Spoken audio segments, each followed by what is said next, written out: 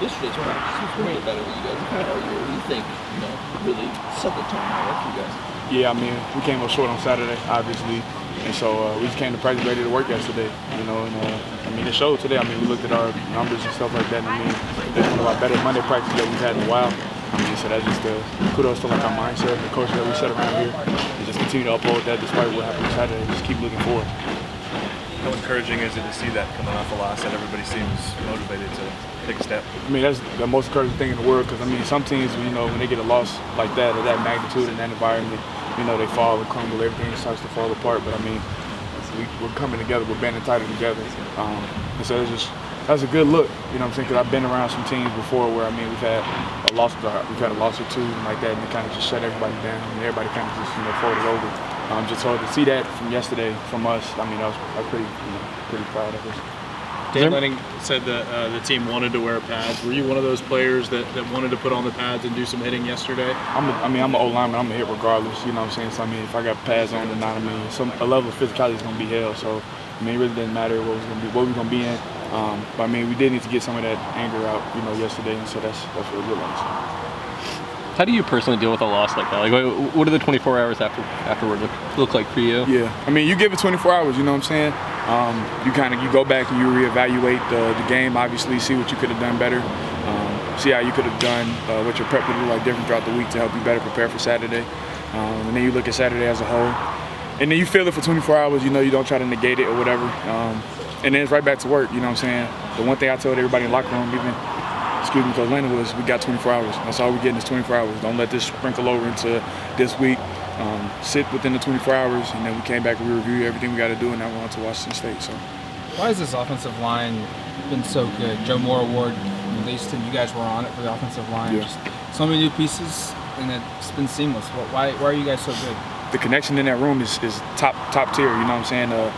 That is different. Obviously, we've had a lot of different pieces coming in. We've had some old guys stay behind. We've had some new older guys come in, and we've had some young guys step up. And in a world like that, especially in the offensive line world, it's all about connection and just the fluidity of how you play next to one person next to each other. And so, I mean, to give props to everybody in that room, from Coach Cav to Coach Terry to Coach Cut, everybody, they really we want to come to work every day and go as hard as we do for everybody. So, I mean, the byproduct of that is just, all three of those guys harping in all at once. And, I mean, we are a very, very, very well-connected group. What's the award just mean to you, mean to the unit, just to be up for it? Yeah, I mean, it's a pleasure and a privilege to be up there, but we still got to go get it. You know what I'm saying? It's just because we're in the mid-season, whatever, the halfway mark. That's great and everything, but we haven't won it yet. But that is one of the things that we strive for every single day in the O-line room. One of the three things that we say is Joe Moore Award, Pac-12 Championship, and Natty, and that's one of those three things that we're achieving. So, I mean, it's great to be out there, but let's go win it. Late in the game, JPJ had to go out for a play, and Poncho came in. It's pretty cool to see the offensive line kind of rally around him and hype him up before that. What about Poncho makes him the guy to go to in there, and how much confidence do you have in his ability in that play? Yeah, so before that, I told Poncho, I was just like, look, you take care of the snap and everything, and we'll help whatever leftover stuff that needs to be taken care of. Everybody else got it, you know what I'm saying? But Poncho, for a young guy, and I said this ever since he got in here, like, he is very mature. His level of play is very mature for such a freshman offensive lineman. And it shows for him to come up in there, and granted it was for like one snap, I think he came in or whatever, but I mean, freshman center in that environment, I mean, you couldn't hear nobody to the right or to the left of you, and then for him to come in and, I mean, he got the snap off, and, we still had a level of play that was still equal to as JPJ was in there. I mean, it's just props to him, you know what I'm saying? He's a great guy in that room, and like I said, for a young guy to play as frequently and as often as he's played, it's just props to him and his preparation as a young cat. So, I mean, he's a great player. In an environment like that, Marcus, like you talk about, like, it's up to the rest of you guys, too, to communicate. Bo was talking to Steven a lot throughout that game, and I think to you, too. Yeah. So, like, obviously JPJ's doing his thing, but when you're on the road and it's that loud and it's that hard, like, how instrumental is what you and Steven are doing at guard to get over the tackle and et cetera? Yeah. I mean, we got to think the tackles are now looking in, and then JPJ's looking right between his legs. So it'll never be, like I said, me and Steve are playing both their positions now, right? And so our line of scrimmage calls, we just have to be real crisp and concise. You know what I'm saying? When we call a certain call, just have to know, hey, this is the general gist of where the person is supposed to be at, right?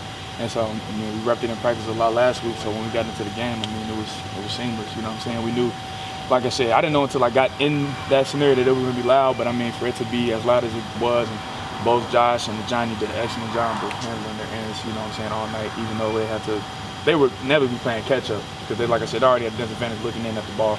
So props to them. And like I said, Steve talked to Johnny, communicated to Johnny, and I communicated with JPJ and Josh. So that's what it, you know. What do you see from Washington State's D-line? They've got two really good ends, and I realize you probably deal more with the tackles, but if they come inside of the big gaps in particular, like what do you see from Stone and Jackson? Real seasoned players. Obviously, they've been there for a minute. They have played very good with their hands, very versatile moves, and they just can play all across the line. And they're hard-working players, high-motor players.